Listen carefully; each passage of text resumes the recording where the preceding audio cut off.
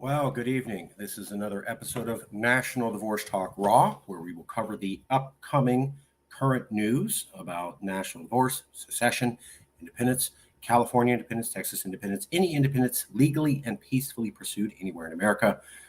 And we will also cover the divisive and unfortunate topics around national divorce and the potential for civil war, which we don't want. Today, we are going to be talking about how even more people have joined in the chorus talking about civil war and saying that civil war is here or may be here soon. We have people on the blue, we have people on the red. So what I want to show you is that the conversation is expanding across the spectrum to both people who are celebrated by liberals and people who are celebrated by conservatives. And all of them are saying it. And all of them are saying it's here or it's going to be here shortly. So again, we don't like Trump. We think he's a racist. We don't want civil war. We don't want anybody hurt. And we believe national divorce is the option for peaceful separation. Yes, California is only really concerned about California's separation. And that's our only modus operandi. It's not to destroy America. We really only care about California. And we think secession for California could help calm things down and save lives. All right, let's get into the information right now. But first, check this out, and we will then go right to it.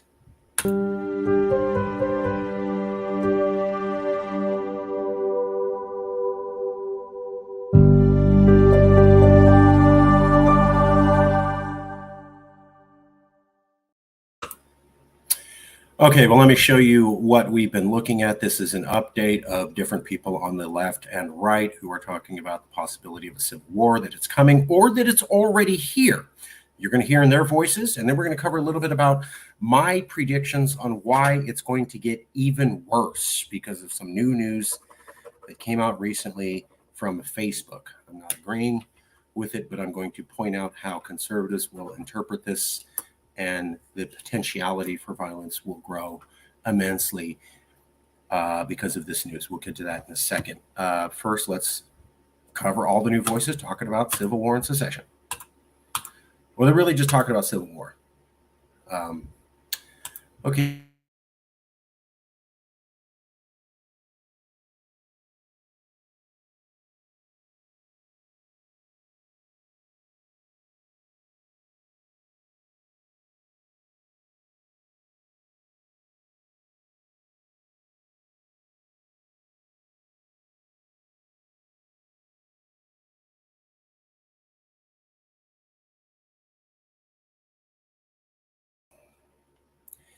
Okay, technical difficulties. We're going to try that again.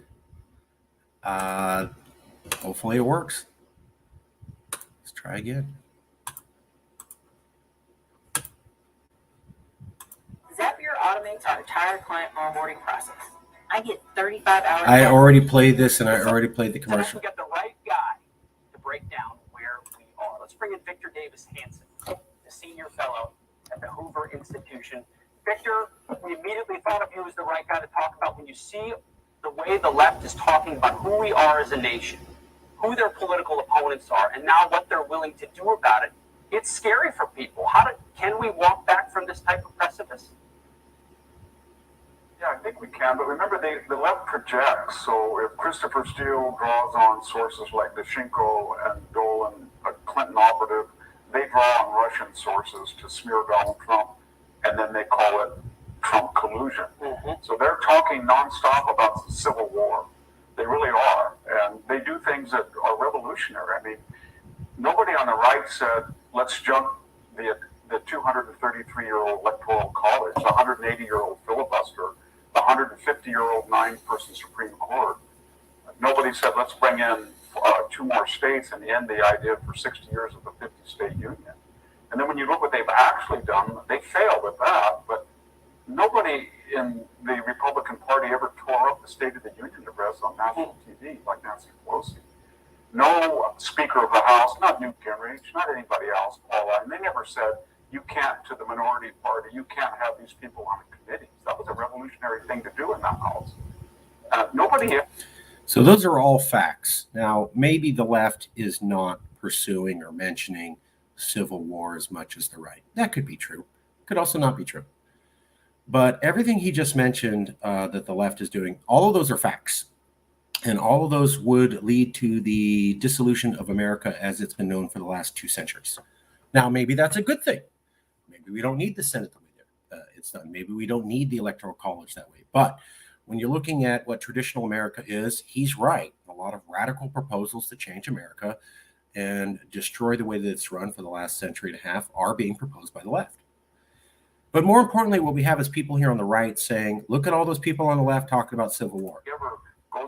So here's the right saying, look at all the people on the left talking about civil war. Okay. That's on Fox News recently. Now, here's Lindsey Graham.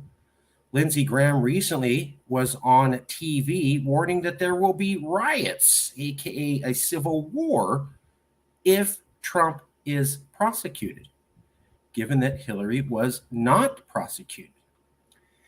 If they try to prosecute President Trump for mishandling classified information after Hillary Clinton set up a server in her basement, there literally will be riots in the street, he said in a Fox News interview. I worry about our country. Riots, he said that point twice. Let's take a look.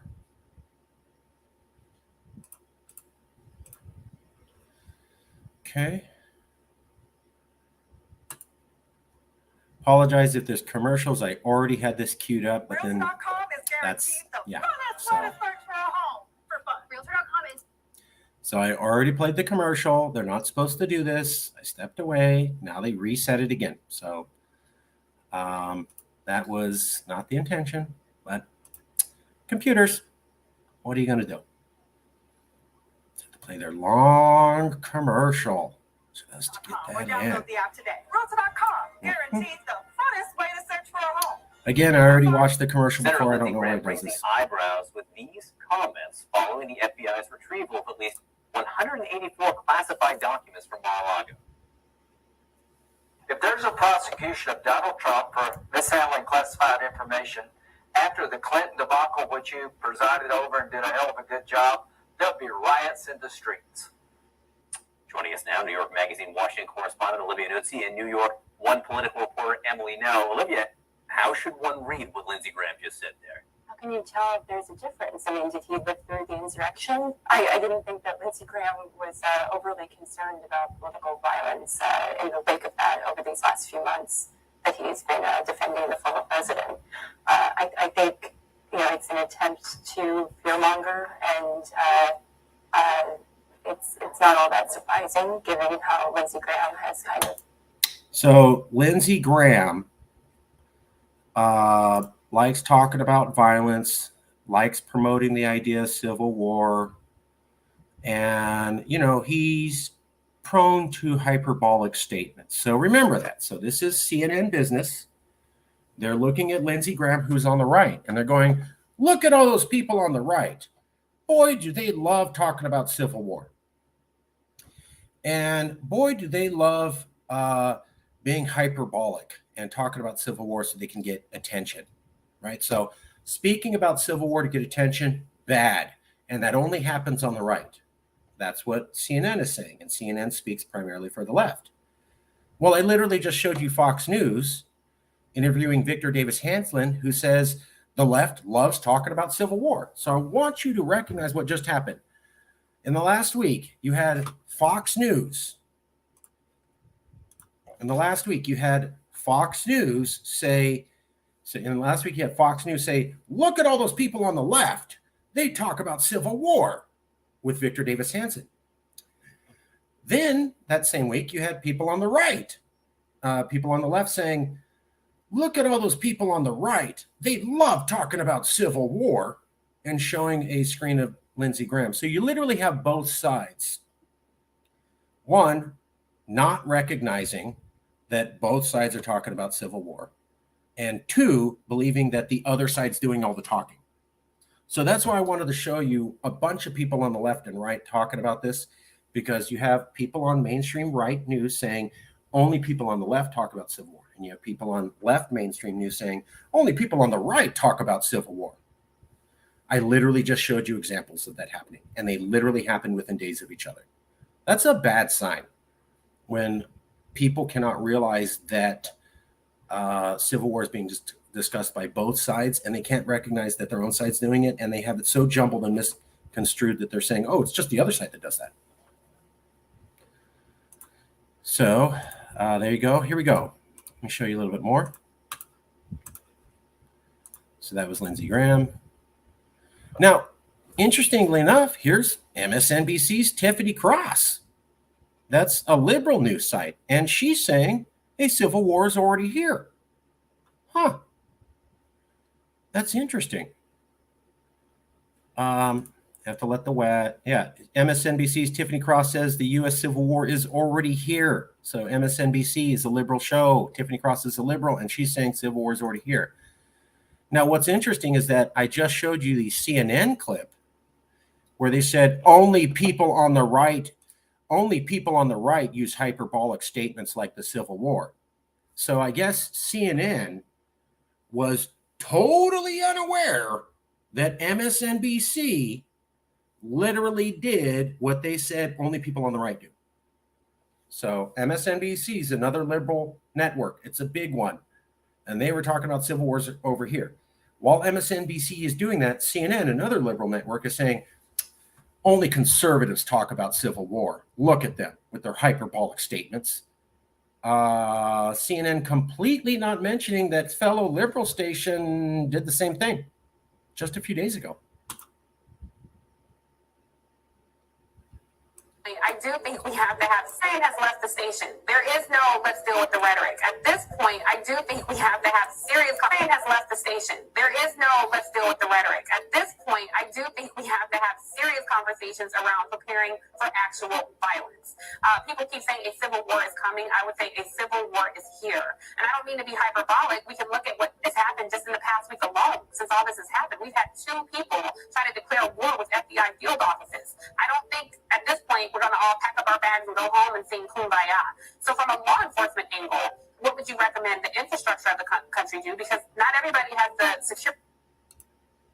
So that is an example of... Are you serious? Okay.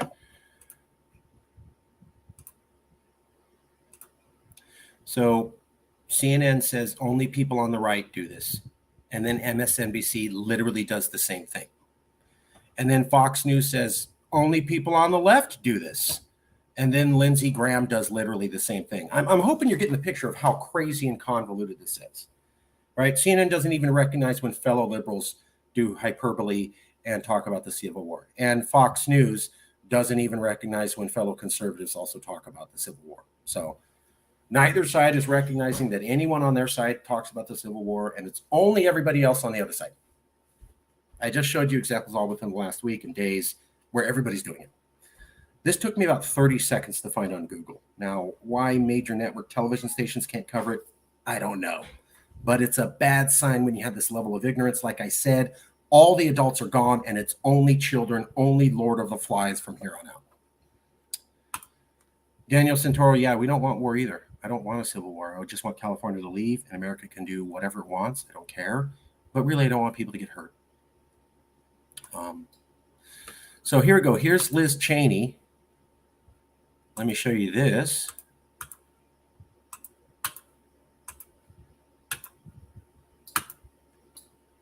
Doesn't it seem like your search engine? Oh, God, here we go.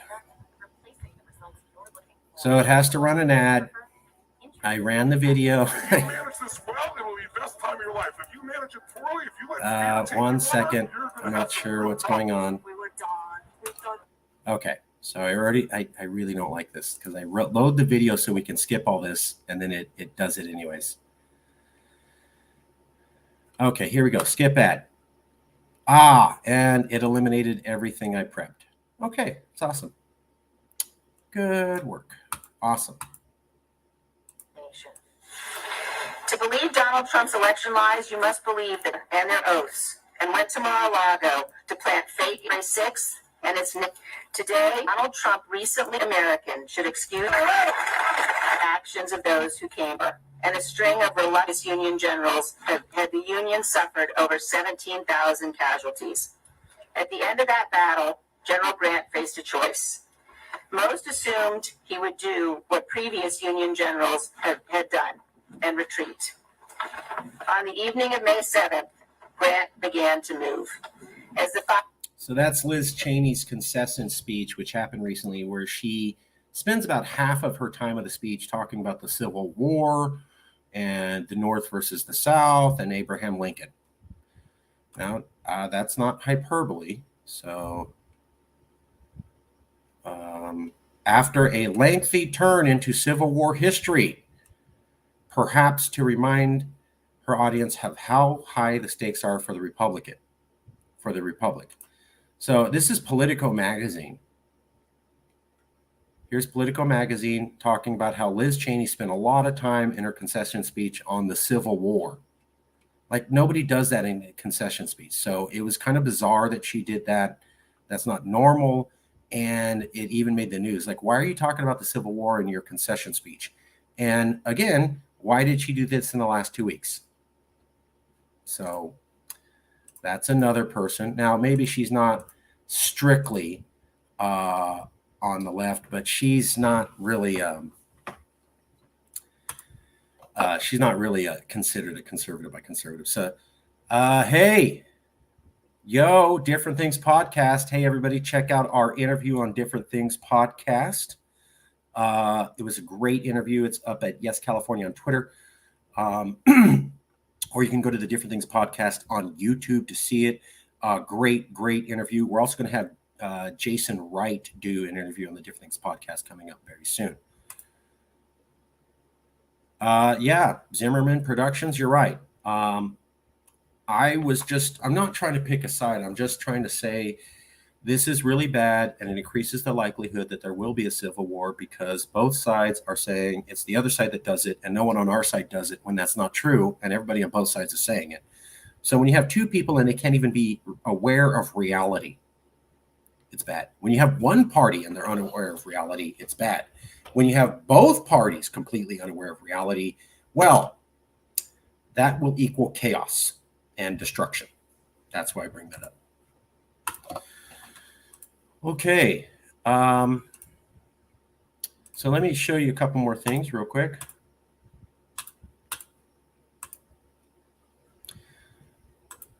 So this is the New York Post article. And it says, at least divide and conquer failure, how middle class now view their rulers with rightly earned disdain, by Victor Davis Hanson. And this is in the New York Post. And Victor Davis Hanson, who you just saw on Fox News a minute ago, is pointing out, when the elites peddle its current civil war or secession porn, projecting onto the middle classes their own fantasies of a red-blue violent confrontation, or their own desire to see a California and New York detached from Wyoming or Mississippi, they have no idea that America's recent failures are their own. Want this desire to see California and New York detached from Wyoming. So here's Victor Davis Hanson also saying it's people on the left pushing for civil war, and that made the New York Post. Also showed you how Victor Hanson was on the New York Times saying the same thing. The Independent is a British newspaper. It's from outside of America, and it's talking about how Trump supporters threatened civil war on TikTok after the Mar-a-Lago raid. So you have a lot of anger and a lot of threats of violence after the Mar-a-Lago raid on Trump, which increases the chance for a civil war. They're talking about that here. Not to be undone, Slate magazine is also talking about the same thing, saying that there could be a civil war really quickly because the people who follow Trump are crazy. Let me see here. The story of Trump's civil and criminal woes will, at this juncture, all go either one of two ways. It's now amply clear, and Liz Cheney's shellacking this week is proof beyond any reasonable doubt that election denialism, QAnon conspiracy talk, and vigilantism is the coin of the realm in the Republican Party, and that no matter what may happen to Trump himself, the hundreds of 2.0 election stealers, and pedophile chasers that have sprung up in his image will live on beyond him and thrive. So this is Slate magazine saying it's totally Trump's party now with the Republican Party, and they are dedicated to violence and conspiracies and election denialism. And that's Slate magazine saying, you know, these people on Trump's side are crazy and things could get to a civil war really fast. The Independent magazine is also saying the same thing. And the Atlantic magazine is also saying the same thing. The reaction online in the right-wing media and even among lawmakers has been far from sane. It's been unhinged and ominous. So that's the Atlantic, that's Slate magazine, and that's the Independent magazine, all saying, wow, these Trump supporters are dedicated to violence and election denialism and all sorts of crazy ideas. I agree. I agree that they are. And now I want to show you how it's going to get even worse. This week, Mark Zuckerberg basically admitted that the FBI instructed him to not post the Hunter Biden story right before the election. So the 2020 election between Trump and Biden. And we would point out Biden barely won. He won about 52%. It was about 51% the day after the election, with Trump at about 47%. So within the margin of error. So Biden barely won. Now, the week before the vote, or about 2 weeks before the vote, a week or 2 weeks before, right before the vote, it comes out that the Hunter Biden laptop story is true. All the information on the laptop is true. There appears to be some sort of connection to the Biden family, and it appears to be true that Hunter Biden did something bad and wrong. The FBI went to Facebook and basically said, hey, that's Russian disinformation. You should take it down.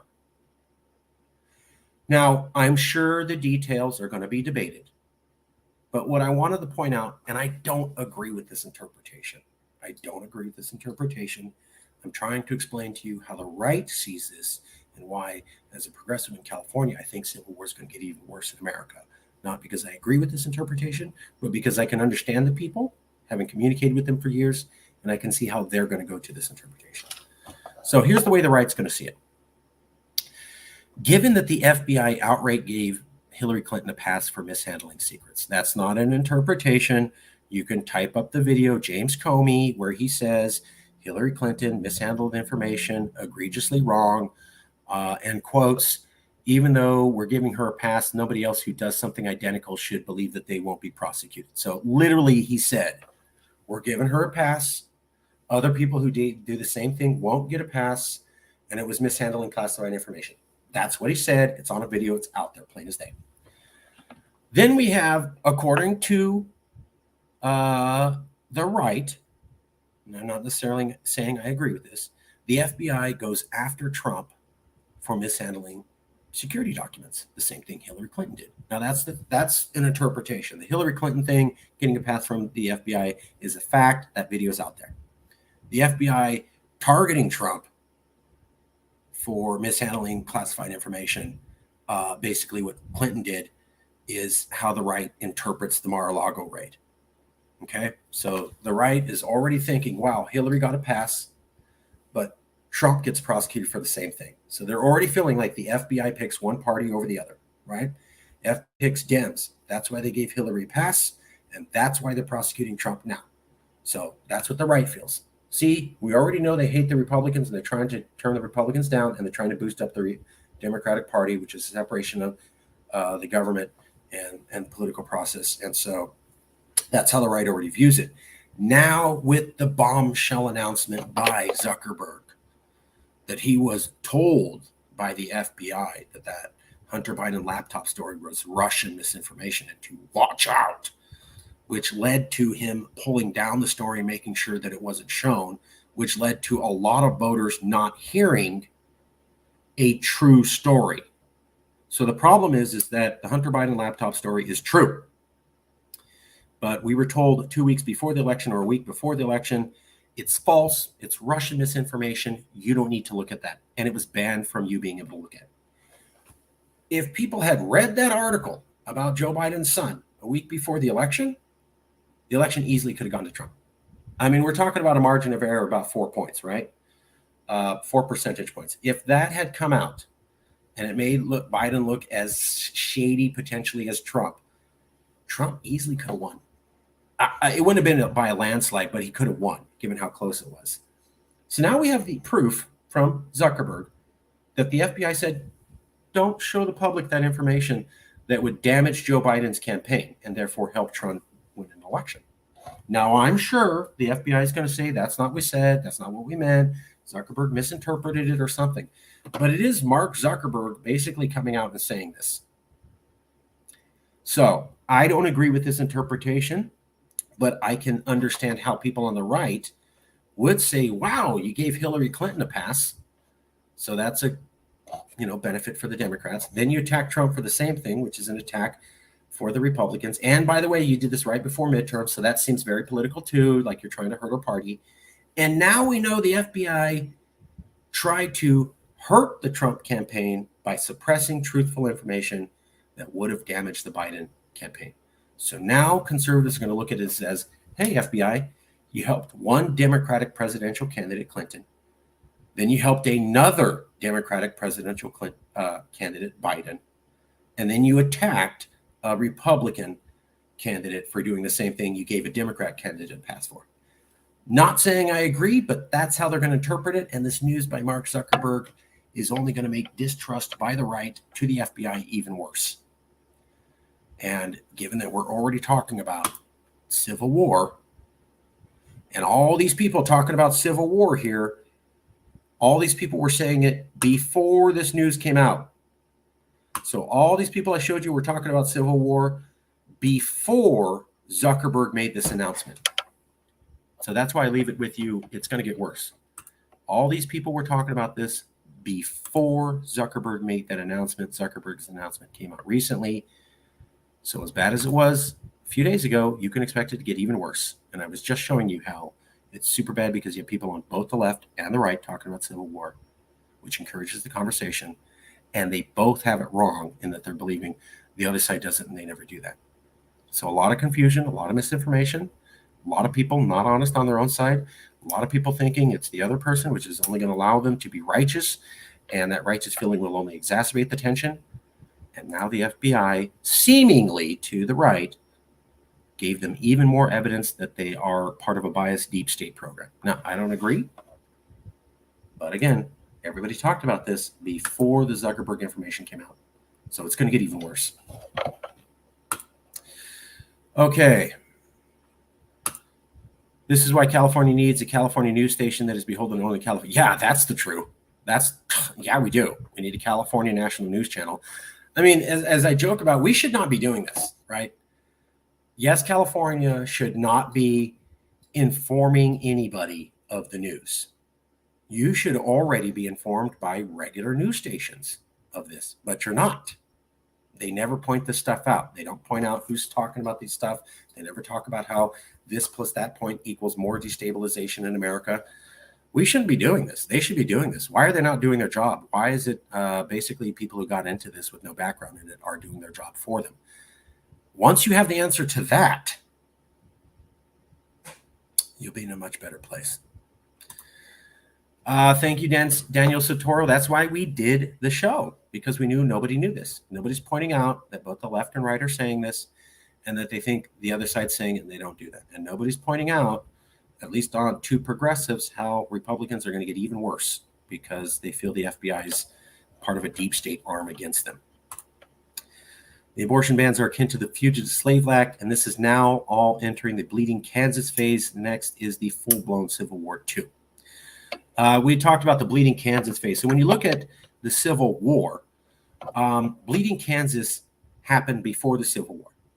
So Americans were not comfortable with the idea of killing other Americans in the 1860s. So how did they get to the point where they were okay with killing each other in mass? They thought the idea of killing fellow Americans was like bad and sanctimonious, and it scared them. And then a few years later, they got to where they were okay with killing thousands of each other in a day. So how did you get the transition from, oh my God, that'd be a horrible sight, Americans killing other Americans in mass, to, it's cool if we kill a couple thousand of each other in a day? It was because of bleeding Kansas. So at that time, Kansas was a frontier state. That means it was on the edge of settled America. And at that time, there was a debate on if Kansas was going to become a slave state or a free state. people from the South, civilians, not elected officials, not governors, not any elected party members or anything like that, just regular old folks from the South said, I believe in the Southern League. So I personally, as a civilian, am going to just travel to Kansas and try to make it a slave state. And then people in the North said, well, I too, as just a civilian, am going to travel to Kansas to make it a free state. And that's fine. But what happened was they started killing each other. And so about 4 to 5 years, you had what we would call today a low-level insurgency, where people who wanted slavery versus people who wanted the free state were actively shooting and killing each other and stabbing and murdering each other at night. So, people get killed in front of their families, people get shot in the back of the head, judges get blown away. It was a low-level insurgency like you saw in Iraq and Afghanistan. And it was in Kansas, and it was about 5 years right before the Civil War. And so it was this 4 to 5 year period where people in the North and South were watching and hearing stories of how their people were getting murdered from the other side. So Northerners are reading about how Southerners are stabbing them in the middle of the night. And Southerners are reading about how Northerners are killing whole families in blood. And so they read these stories for 4 to 5 years. And by the time the Civil War actually gets here, they've been desensitized to killing each other. And they think, well, the other side really is killers because they killed a bunch of our people in Kansas. And so when Jason points out that we're in the bleeding Kansas phase, what he's saying is this is the desensitization, this is the low-level insurgency phase that sets up desensitization of violence, right? Supreme Court justice almost killed for Roe v. Wade. The judge who allows the indictment of Trump threatened with murder. So judges who do things that the left doesn't like almost attempted to be killed. Judges who do things that the right doesn't like, murder and death threats. People actually killed on both sides, maybe one person here or there, but that's the bleeding Kansas stage.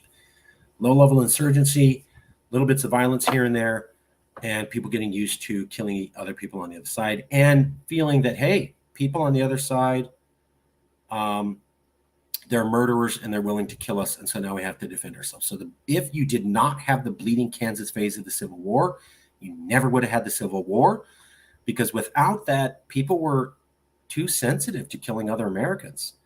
They had to become desensitized to the idea that it was okay to kill other Americans and that other Americans can be seen as murderers.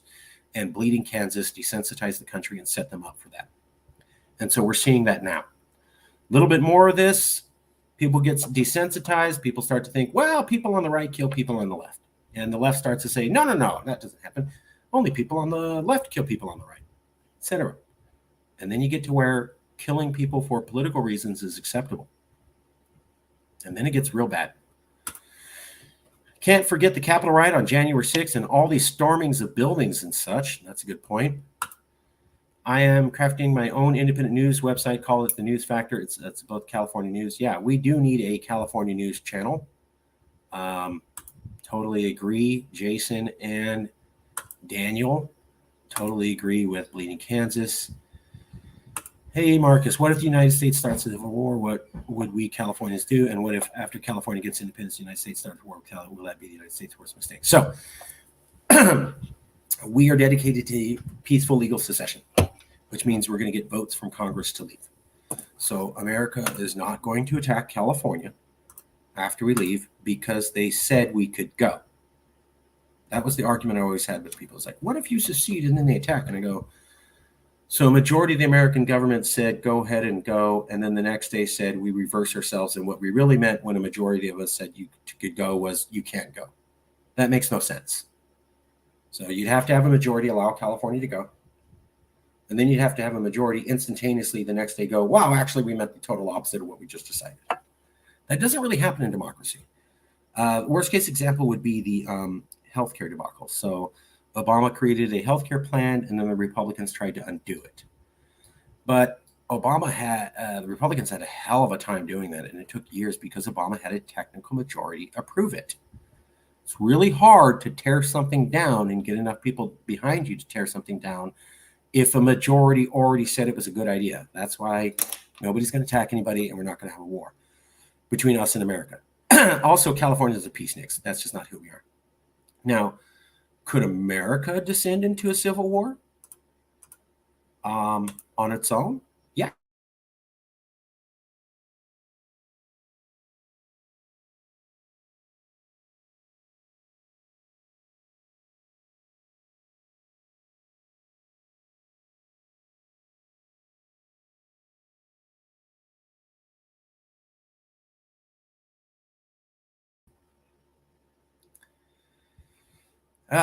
That's annoying. I don't know why it did that. It just totally booted me off. But that's the point. We're not going to have a war with America. Never going to happen because we're pursuing this legally and peacefully. Secondly, America may descend into a civil war.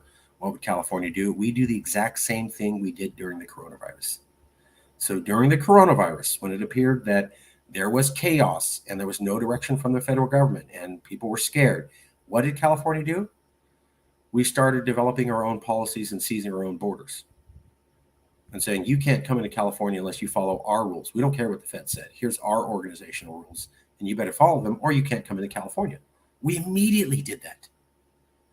So if America descends into a civil war, Californians are going to protect themselves. They're not going to get involved, but I could see them seizing the border and making sure nobody can come in and out, because that's what we already did with coronavirus, and that was just last year. So leave it there. Thank you, everybody, for coming out. Hope you enjoyed the show, and we'll see you next time. Stay safe.